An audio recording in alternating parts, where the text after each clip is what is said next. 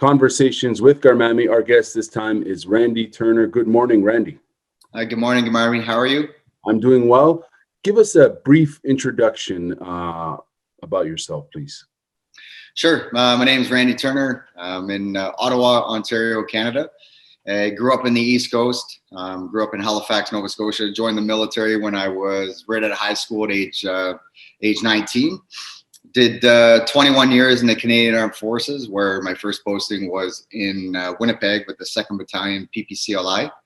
And then from there, I tried out for a unit that's here in Ottawa, and I finished out my career with 16 years at the Canadian Forces Special Forces.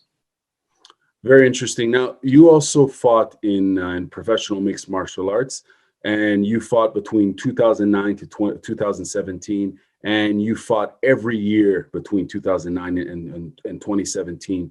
And I'm curious to know a little bit more about what got you into MMA competition.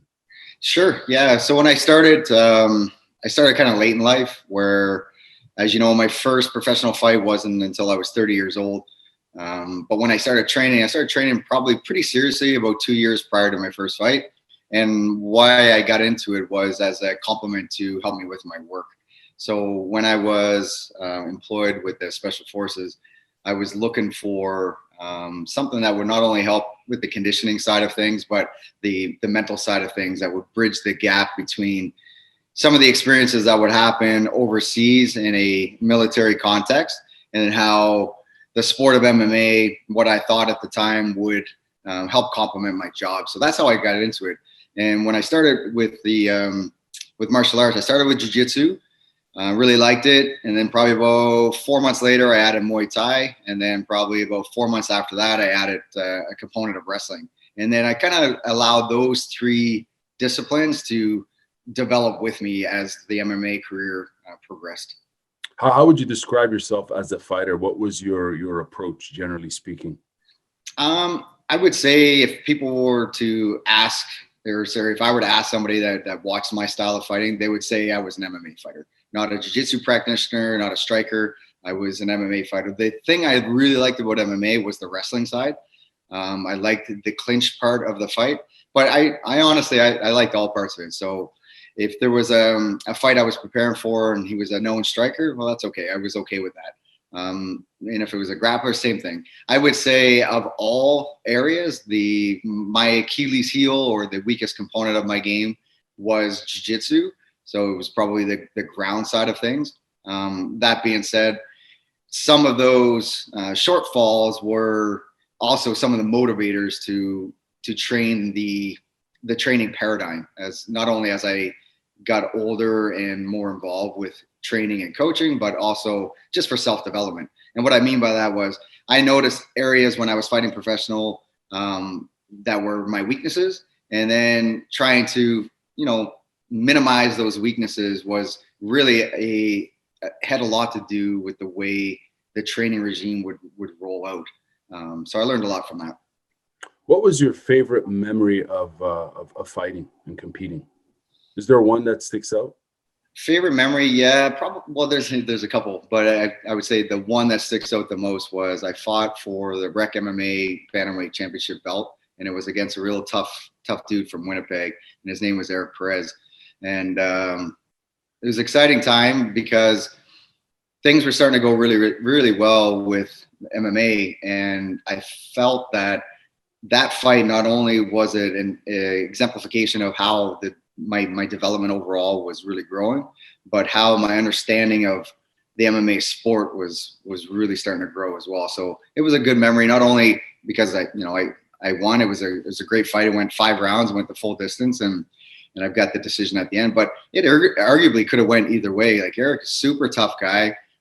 We beat the snot out of each other for 5 rounds, and at the end of the day, having the hand raised was a memorable moment that I'll probably never forget. Sounds good. We're going to move on to the theme of combatives and self-defense training. I'd like to know what's combatives and what's self-defense training. Are they the same? How does one differentiate between either? Yeah, that's a great question. I get that asked for a bit, and I'd say what makes it different is mindset. Self-defense is more a defensive posture, and it's a more of a defensive outlook on a situation that somebody may find themselves in, and how can they safely defend themselves to get out of that situation. Where I find a combative mindset is a little bit more aggressive in terms of, self-defense will say without the use of potential tools or force multipliers. And a force multiplier, for an example, could be a blade, some sort of edge device, could be a belt flexible tool, could be a blunt object. It really could be an extension of the hand, whatever might be readily accessible in the environment that you happen to find yourself in. So combatively, being able to use a tool to help create a force multiplier to defend yourself or your loved ones to get out of a very ugly situation. I think the mindset is what differentiates between self-defense, where people may not necessarily want to put their hands onto somebody else, but they realize that there's a requirement for their own personal safety, where a combative mindset is a little bit more aggressive. And they're going to not only use whatever they can at their exposure, they're going to get out of that situation, but it's going to be an ugly fight. I think so. The mindset is really what makes the differentiation between self-defense and combative self-defense. Now, we used to hear a lot about self-defense training back in the day, in the 80s and the 90s, within the context of martial arts. But it seems that MMA has been in terms of contemporary styles, has been what's out there the most in terms of what people are practicing, in my opinion. So the question here is MMA training, in your opinion, is that good enough when it comes to, being able to defend yourself or being in a combative mindset? I don't know if good enough would be the term that I would use, but I think somebody who has a solid foundation in martial arts is definitely going to have, I would say, an advantage facing somebody on the street who has ugly or evil intentions. I would say it's definitely going to help.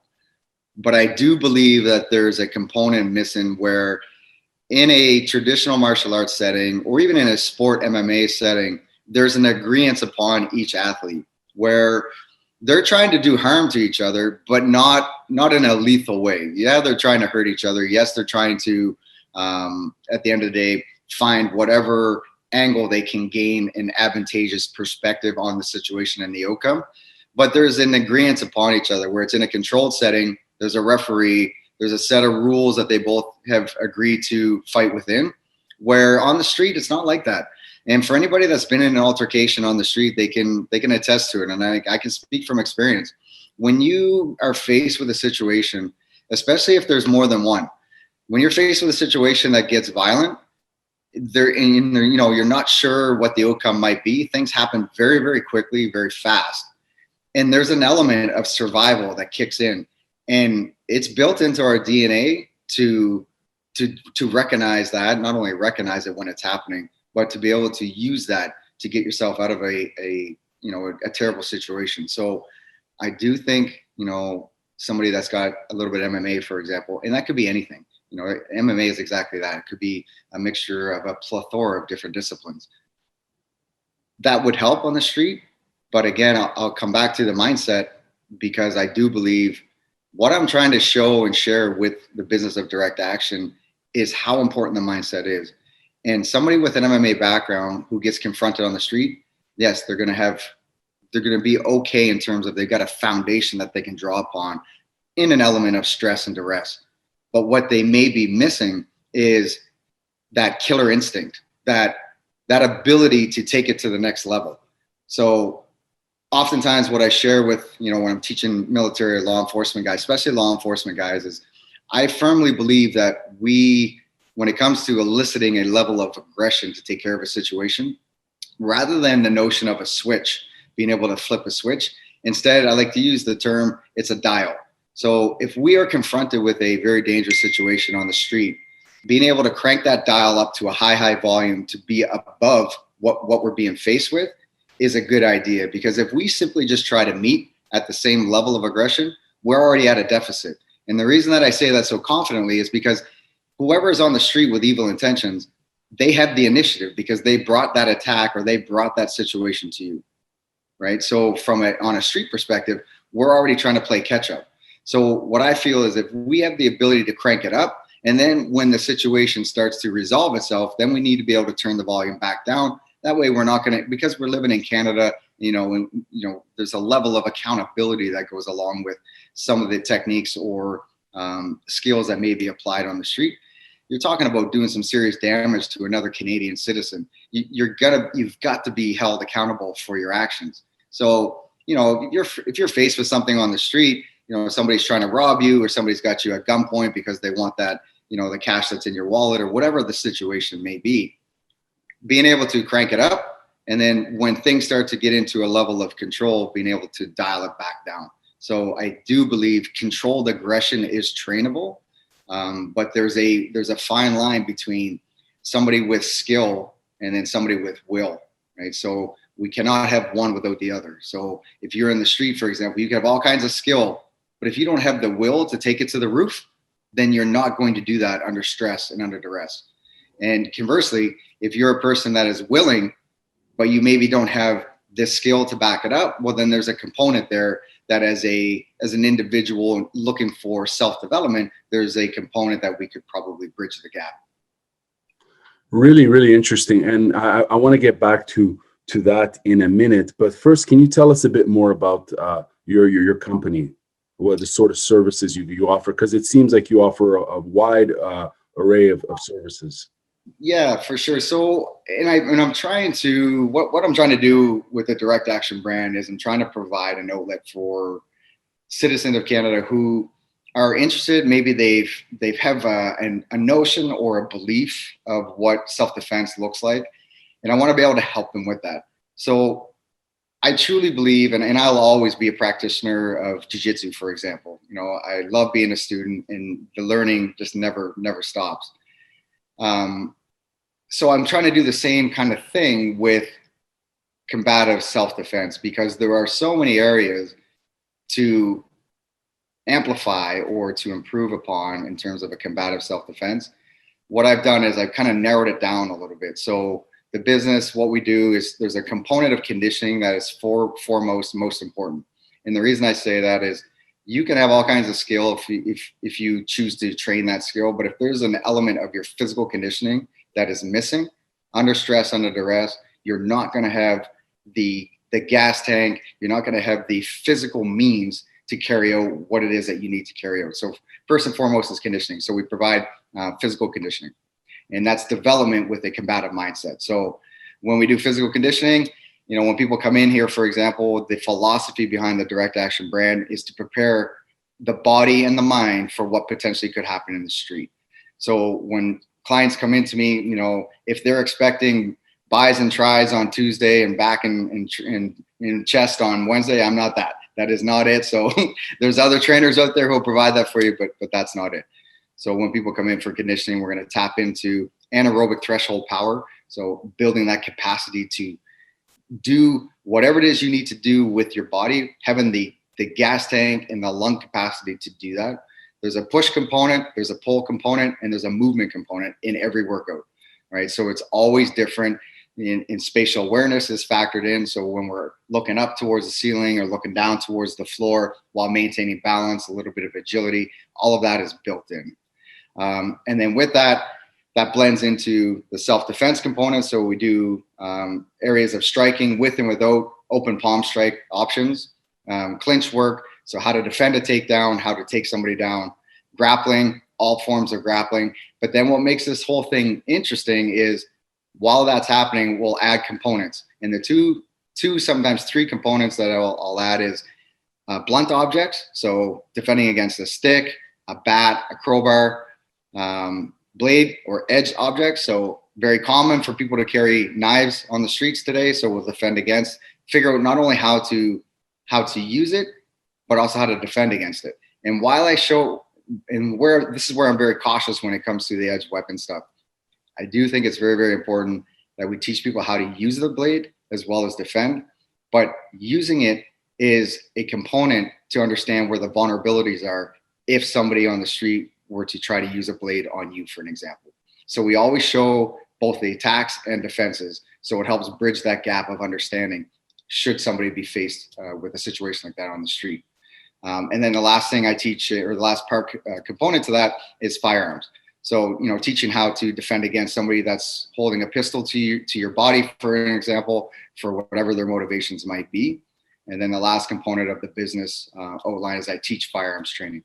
So I teach safe firearms handling with regard to live fire pistol, carbine rifle, and shotgun. So that's the business in a nutshell. Here at the location that I'm sitting in right now, located in Westboro, we do all of the hands-on stuff minus the firearms. Obviously, the firearms, there's 2 different ranges in Ontario, or sorry, in the Ottawa region that we'll use for clients that are interested in doing live fire firearms training. Now, I think you also offer training for women's self-defense, right? Correct. So can you tell us about that? Sure. And the reason why you offer that? Absolutely. So with the women's only self-defense, what I've noticed in the short amount of time that I've been doing this is women do want to train, but they're a little bit hesitant to train with other men in some cases, whether it's a level of comfort and insecurity, whatever it might be. So what I've noticed is bringing women together, normally if they bring a friend, they feel more comfortable. So if they bring a friend or 2, they feel more comfortable. So providing a small group setting for female only, I find it provides an environment for them to learn comfortably, not feel threatened in any way, not feel insecure in any way. And then one thing that I'll try to do with the women's only specific training is I do believe that it's important that women do train with men, because the realities are if they're faced with a serious situation in the street, chances are it's going to be a man.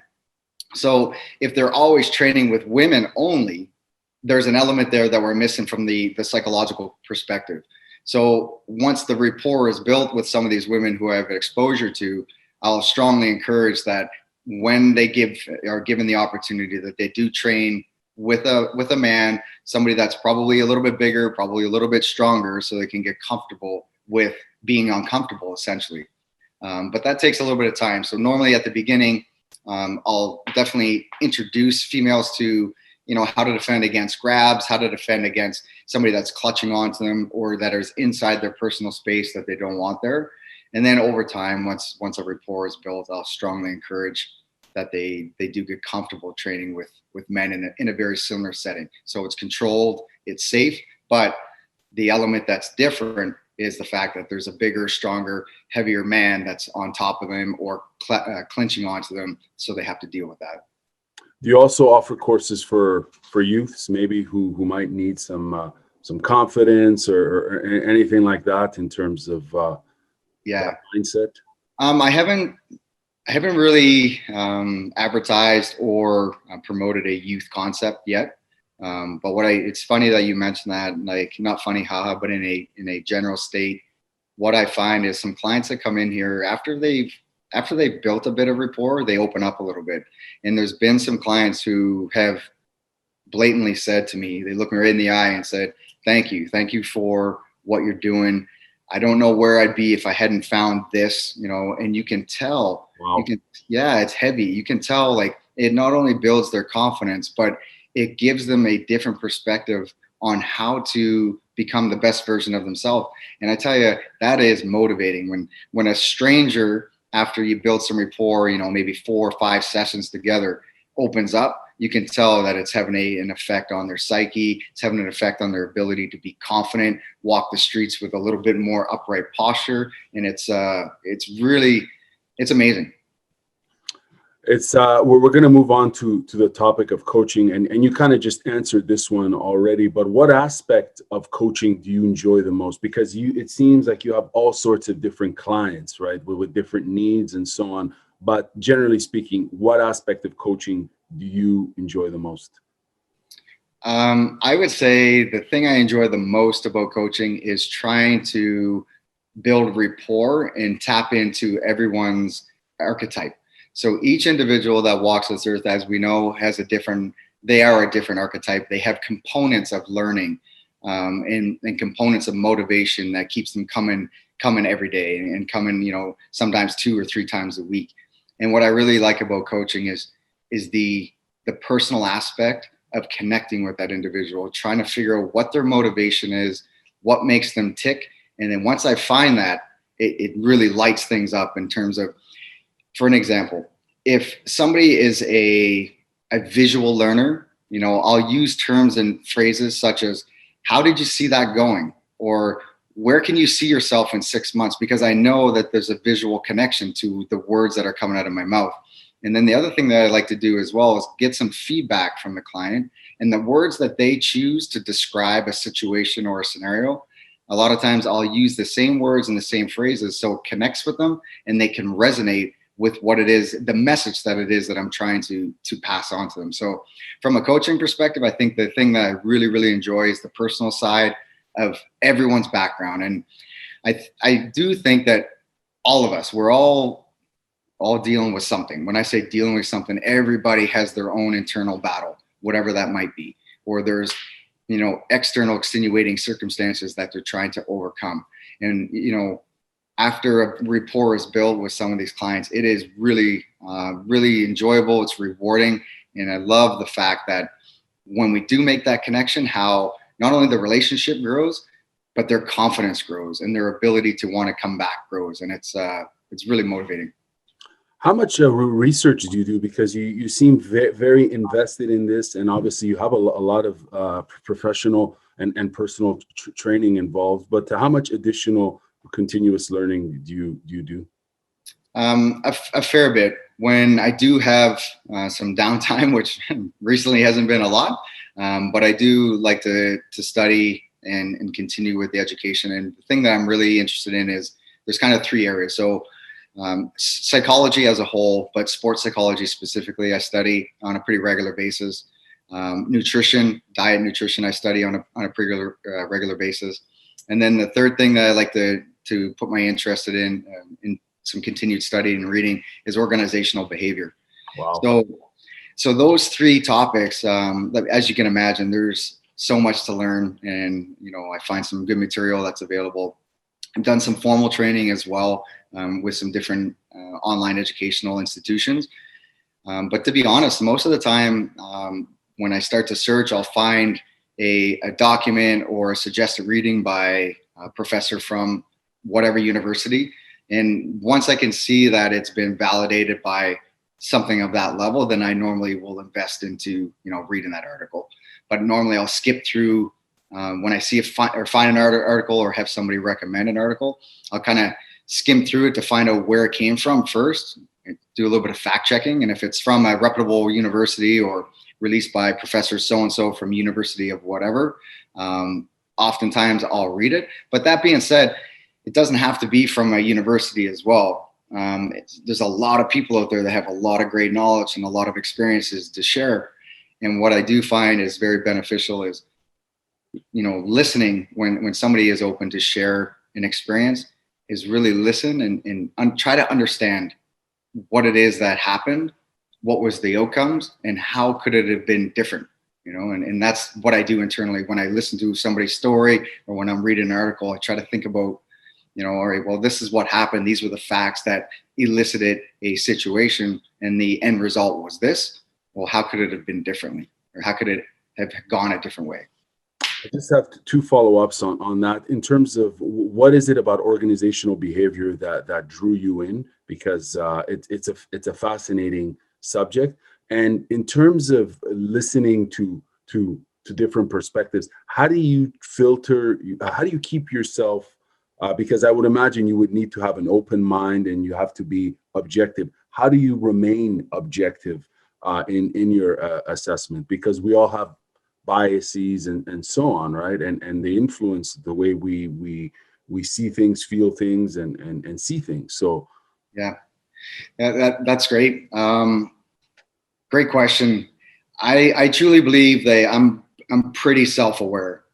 So I keep myself very honest, and I know I have lots of great experiences that I'm drawn upon to help others essentially, but I don't have all the answers. And sometimes people will ask me something and it'll challenge whether or not I've got a reasonable answer or solution for them. And if I don't, then I go to work. That's when, I'll take notes and like, okay, I need to find out more about this. And then I'll do my own research and try to back it up. With the organizational behavior, when you're talking about how hard it is to change one thing about ourselves, for example, we look in the mirror and say, I want to do this differently. How hard it is to change one thing. Some studies have indicated from an institutional perspective, if we want to see one positive change, it could take up to a decade. So, like say we're 2020, we want to see a positive change from an institutional perspective. Well, we could probably expect we're not going to see that positive change really, take heed until, 2030.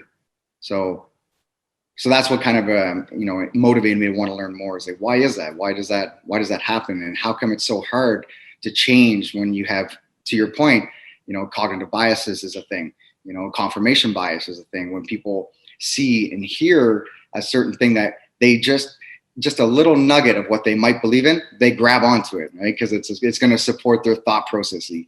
So that's what I find really interesting about not just connecting with people one-on-one, but also from a bigger, a grander scheme with regards to Canadians as a whole, or an organization that one may be involved with.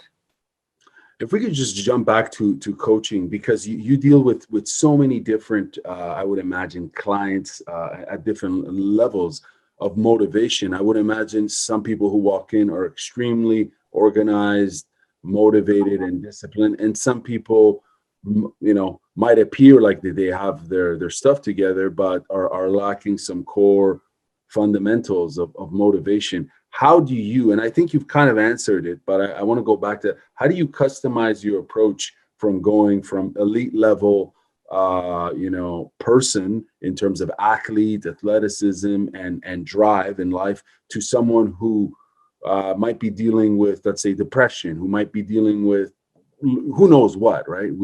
All sorts of people have their own issues, but how do you switch that? Because and how hard is it for you to do that?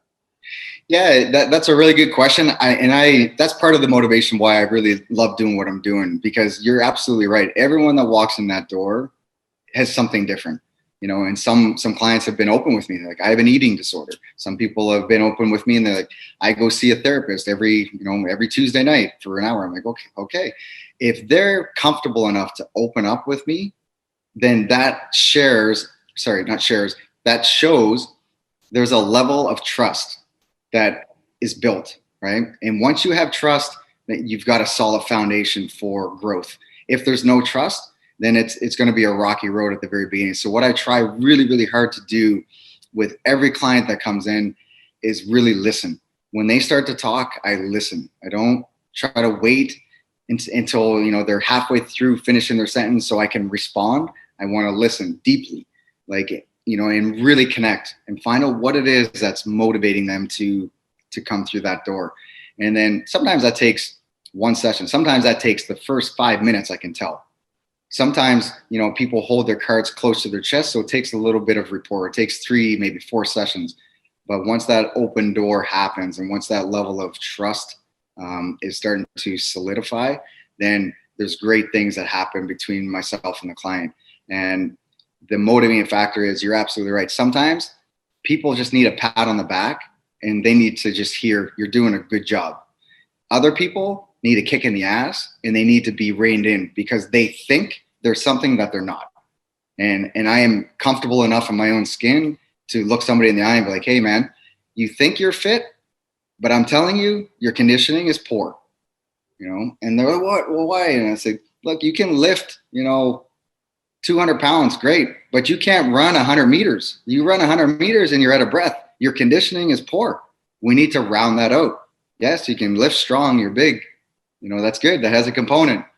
But if you're unable to, run to the end of the driveway without being out of breath, then we have some issues that we need to rectify. And some people don't like to hear that. But I'm honest with them, and here's the thing, running a business, if somebody feels insulted in some way, they may not come back. But I'm not willing to jeopardize the brand, the Direct Action brand, for $1. Wow. So I'll look at somebody in the eye. They may not like to hear it, but chances are, if they are insulted by what I say, then there's probably a level of truth that cuts deep. And they'll probably leave pissed off, but 9 times out of 10, they'll come back. They'll come back because they'll realize, yep, you know what? That's exactly what I needed to hear. I didn't like to hear it, but I needed to hear that. That's fascinating, man, because I think within the context of I'll give you an example, combat sports, I think that honesty in the coaching is so important, and telling your athlete, hey, your technique is poor, and being direct about it, and even in terms of their own safety, like especially with some combat sports, because we tend to see a lot of athletes take such a beating sometimes, and people want to compete and they want to keep fighting, but sometimes you wonder who's responsible for telling this person to say, hey, like, just transition out of this fight game. You've fought well, but you're incurring a lot of damage. Like, that component of honesty that you speak of, I think is really important for a lot of fighters nowadays, because we tend to see a lot of athletes at a young age in their 20s getting severe concussions, and it's damaging to their lives, Yeah. that down the road. But I want to go back to that topic of honesty, in terms of when you tell these people, hey, you're strong, but you don't have any endurance. what how do you know when to dial that in, if I could use that example? How do you know? Because sometimes you built a rapport with someone, Yeah. they trust you, but they may have trust issues, right? And, like, say, I guess it goes both ways in terms of the trust theme. But in situations where, let's say, you begin to see a lack of confidence in this person's ability to mitigate between going 100% and going 50, and they might be a risk to themselves, uh, and their community. How do you know when not to coach someone? Mm. And I'm sorry, you don't have to answer that. I know Oh, it's a that's little complicated, because a lot of people may want to learn how to do an arm bar, but maybe sometimes some people aren't, like, maybe you don't want to coach that person because they might not have it all. They may not all be there, if you know what I'm yeah. saying. I do, and I do sometimes feel like I force a little bit, like I'm trying to force something on somebody. I'm trying to help them so much. I'm giving them everything, emptying the bucket of knowledge, and it's just not connecting. And what I've noticed, and I've made some mistakes along the way where I'm trying to force something that is not there. And when that happens, I really try to revert to what I refer to as the 70-30 principle. So when I see a client that is trying and they maybe have trust issues or confidence issues, but they're trying, they're here, right? That speaks volumes. They chose to be here instead of anywhere else. So they've already overcome that first battle. So the 70-30 principle is we only have a finite amount of time to train or to develop in certain areas, right? So 70% of the time, what I try to promote is let's work on the things that we're not really good at yet. Let's work on the things that need a little bit more refinement. And then to keep confidence levels up, normally the last, 15, 20 minutes of a session, then we revert to the 30%. And the 30% is focusing on the things that you already are good at, the things that you really like to do, because those are the things that are going to motivate you. Well, actually, not only motivate, but it's going to, if you already have a solid foundation, it's going to make that foundation bulletproof. It's going to be, so much more dependable when and if you ever have to call upon it in a moment of stress or duress. So the 70-30 principle, kind of, I revert to that sometimes when I'm having a hard time or I'm getting a little bit frustrated with connecting, can't figure it out. And I'll revert to the 70-30 principle. Like, okay, we only have an hour. 70% of this, we're going to work on the things that you're not really good at yet, but you enjoy doing.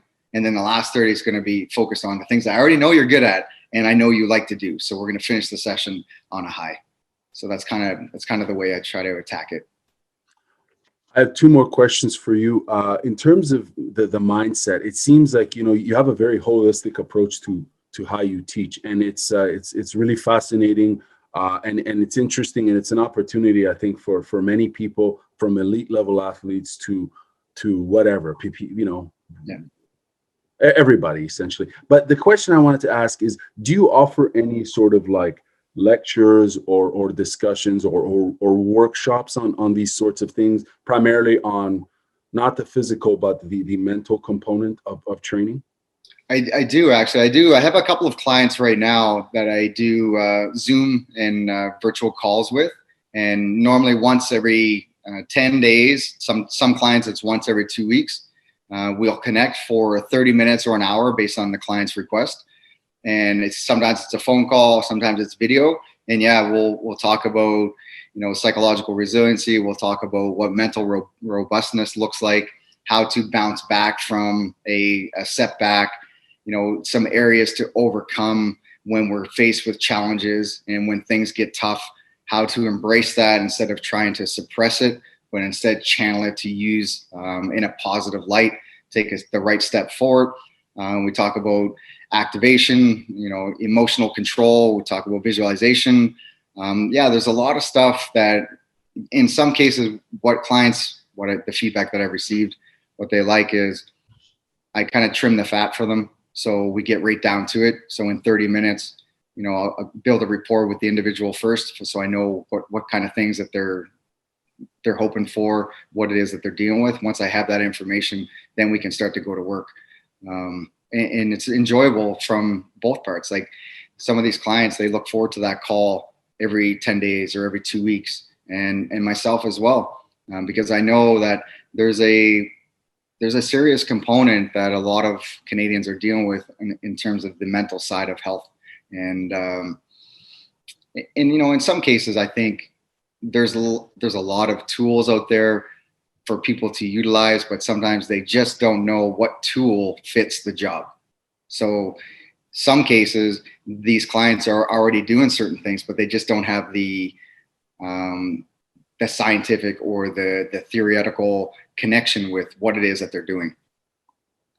Very interesting, and it's not holistic for them. It's not complete of an approach, and it sounds like you're offering that. I have one last question for you. I'll just give you some context. Obviously, I've seen you fight. I know you from your fighting, but I don't know you personally. But I've over the years, and even on Facebook, because we're Facebook friends, I always tend to see a lot of people whenever they comment about you.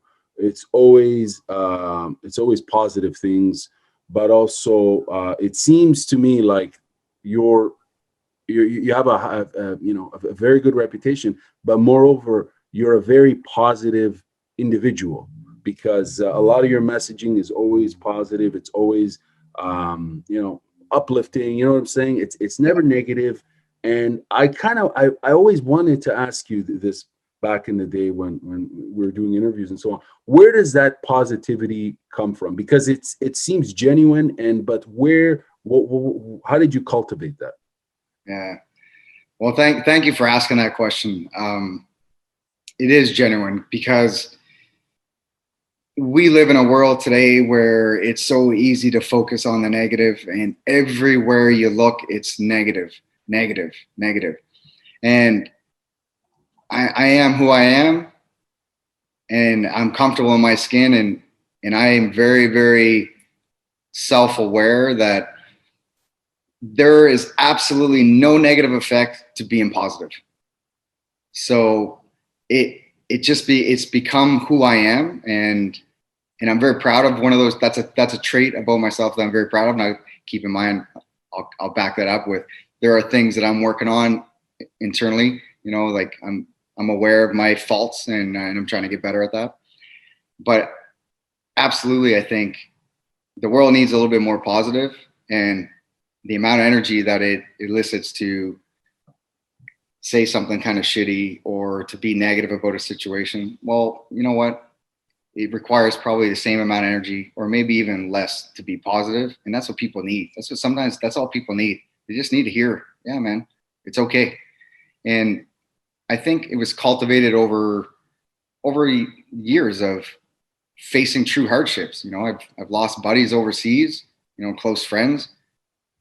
I've watched family members suffer for one health ailment or another, there's experiences that we all live through that once we live through them, you can't unsee it or you can't unhear it. It happened. So with those experiences, we have a couple of choices. We can allow that to internalize in a negative light, or we can use that as power to project positive to others who may be dealing with something very similar. So that's what I'm trying to do. And when it comes to the fighting, there's a lot of lessons learned when an individual loses, because it's not a good feeling. And I can tell you some of the stuff that I'm trying to help others with is because of the mistakes that I made. And then I'm trying to help them avoid those mistakes. And I'll give you an example that I haven't shared with too many people, but I feel like sharing it this morning. So I can be honest with you, like the last 3 fights that I fought were all losses. And I lost those fights before I even stepped into the cage. Wow. Because my paradigm and my motivation and my why for fighting was not in line with the reasons that I was fighting. So I lost those fights before I even stepped in the cage because I was fighting for all the wrong reasons. Wow. I loved to compete, and I still do. I'm a very competitive individual. I love competing. I loved fighting, loved it. But where I fell was before stepping into the cage, I so badly wanted to end my career on a high. I wanted to end my career with my glove raised, my hand raised in victory. And that is not a motivation for fighting. And I would, if there's any information or any advice that I could share young up and coming fighters, know this. Our fight careers are very, very short. And the amount of damage that our bodies will undergo during training and during competition, depending on how that competition unfolds, are everlasting. So if you're going to step into the cage, know that there are some serious consequences that go with that. It's no joke. And those things you're going to have to live with for a long, long time. So if you're motivated to fight, and I encourage it, the sport is amazing. There's so many positives to mixed martial arts, combative fighting. But all I would say to an athlete that's thinking about it is your why has got to be strong. Your why to step in the cage has got to be powerful, because if it's not, you're going to find yourself in a situation where you may get seriously hurt, or you're going to find a way to lose. You're going to find an outlet to either tap early or, to get us into a situation where the referee is going to call that fight. So just be aware of that. And there's ways to train that to avoid that, but your why has got to be strong. And for me personally, what I learned from those last 3 fights was exactly that. My motivation to train was there, and I was looking forward to the fight, but I was fighting for the wrong reasons. Wow, man! Thank you very much for this learning experience this morning here. It's been this has been an incredible interview, and I appreciate your time and your honesty. And where can we find you online if we're interested in training or checking out some of your services? Sure. Everything online is Direct Action Combat. So Instagram and Facebook, as well as the website. It's www.directactions with an S. So that's directactions.ca. And then if people want to reach out to me directly, they can reach me at randy@directactions.ca. So Instagram feed, there's a YouTube channel that's up and running, all direct action combat related. So those are the feeds. Thank you for your time. I appreciate it. I know you and I have crossed paths a couple of times, and I do appreciate chatting with you. You've got some great insight. I like what you're doing, and for what it's worth, thank you for reaching out. I appreciate it.